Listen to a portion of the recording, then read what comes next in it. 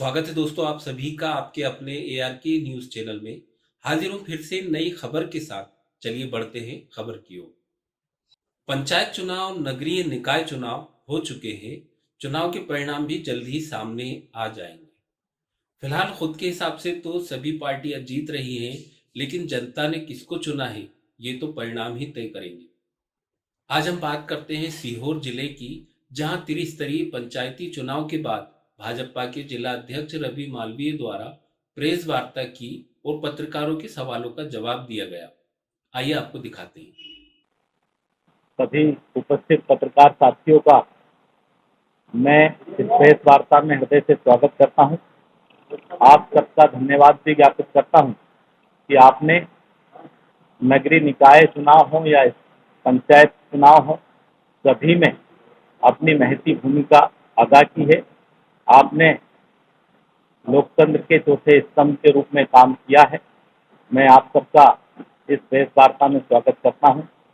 मेरे साथ प्रेस वार्ता में उपस्थित जिले के उपाध्यक्ष लखन यादव जी, हमारे वरिष्ठ आदरणीय NP शर्मा जी, हमारे वरिष्ठ नेता आदरणीय चंद्रकांत खंडेलवाल जी, आदरणीय राजेश लखेरा जी, आदरणीय आशीष शर्मा जी और आप सब भाइयों का इस प्रेस कॉन्फ्रेंस में स्वागत है।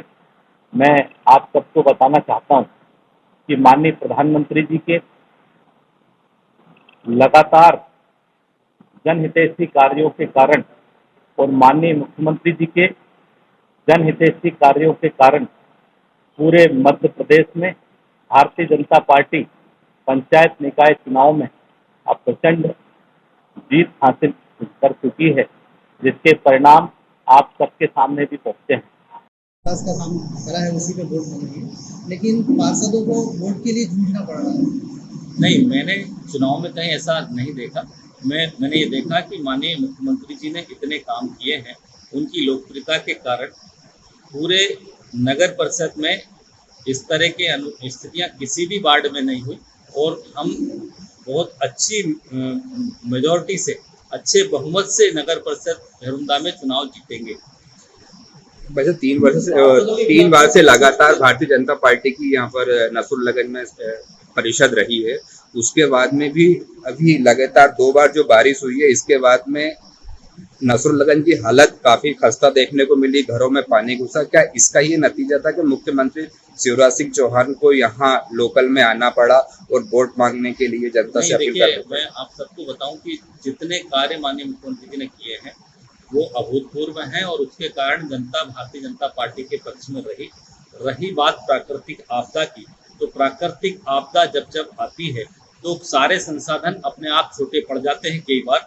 लेकिन हम आपको ये जरूर कहना चाहते हैं, मुख्यमंत्री जी की इच्छा भी है कि इस नगर को एक मॉडल नगर के रूप में आने वाले 1-1.5 साल में विकसित किया जाएगा और जो छोटी मोटी समस्याएं शेष रही हैं, क्योंकि विकास निरंतर चलने वाली प्रक्रिया है, एक काम आप करेंगे तो दूसरा काम निश्चित रूप से आगे आएगा।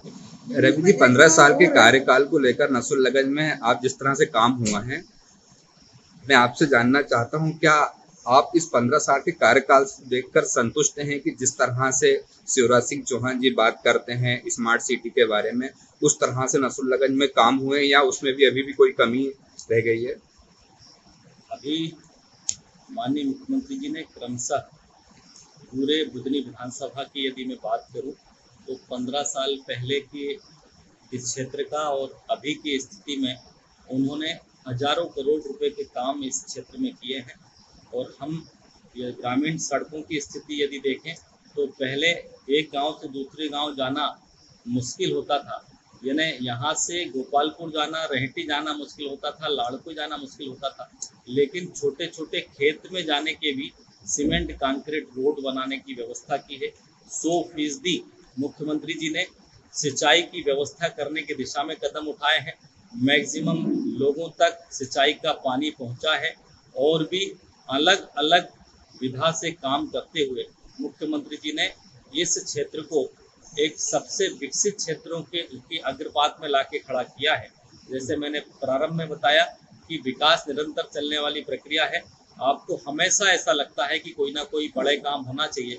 अभी मेडिकल कॉलेज की बड़ी सौगात अपनी विधानसभा क्षेत्र को मिली है, जो अपने आप में पूरे प्रदेश में किसी भी जिला स्तर से नीचे कहीं मेडिकल कॉलेज नहीं होता। ये अपने आप में बहुत बड़ी उपलब्धि है।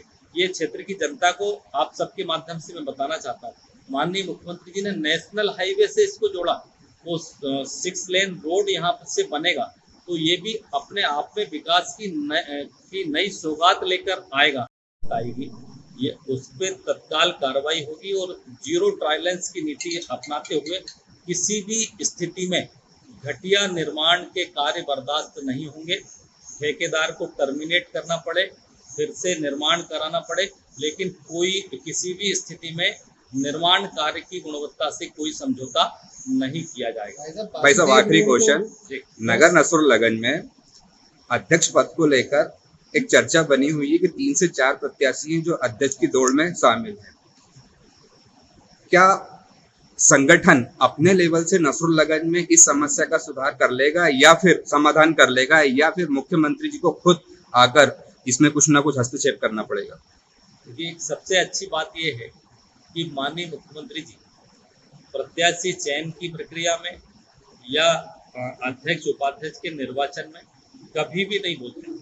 कभी भी वो ये नहीं कहते कि इसको टिकट दो। ये संगठन का कार्य होता है, वो तय करता है, समन्वय बनाता है, किसको लड़ाना है किसको नहीं लड़ाना, और उसी के बीच में से तय होकर के मुख्यमंत्री जी के लिए सब समान है। वो हमारे नेता हैं, उनके लिए वो लोग जो चुनाव नहीं लड़ रहे होते हैं वो भी उनके लिए बराबर है, चुनाव लड़ने वाले भी उनके लिए बराबर है। तो वो परिवार का ये निर्णय संगठन पर छोड़ते हैं, और संगठन का मतलब सिर्फ अध्यक्ष नहीं, हमारी पूरी टीम बैठकर जो निर्णय लेती है कि किसको लड़ाना है, तो संयुक्त निर्णय के आधार पर प्रत्याशी चयन होता है। और इसी तरह आपने जो नगर परिषद अध्यक्ष की बात की है, इसमें भी हमारा संगठन हमारे जो प्रत्याशी उपयुक्त हैं उनके बीच तय करके परिवार में तय करेंगे, और हमारे परिवार में तय की हुई बात को सब मानते हैं, क्योंकि पद एक है, 4 लोग हैं, उनमें से एक का चयन होगा, लेकिन उसमें माननीय मुख्यमंत्री जी का तो सिर्फ प्रत्याशी बनने के बाद, निर्वाचित होने के बाद सिर्फ आशीर्वाद उनसे लेंगे, बाकी का सारा काम यहाँ संगठन करेगा। इसी तरह की खबरों से अपडेट रहने के लिए हमारे चैनल को सब्सक्राइब जरूर करें, वीडियो को लाइक और शेयर करें। जल्द ही मिलेंगे नई खबर के साथ, तब तक के लिए जय हिंद।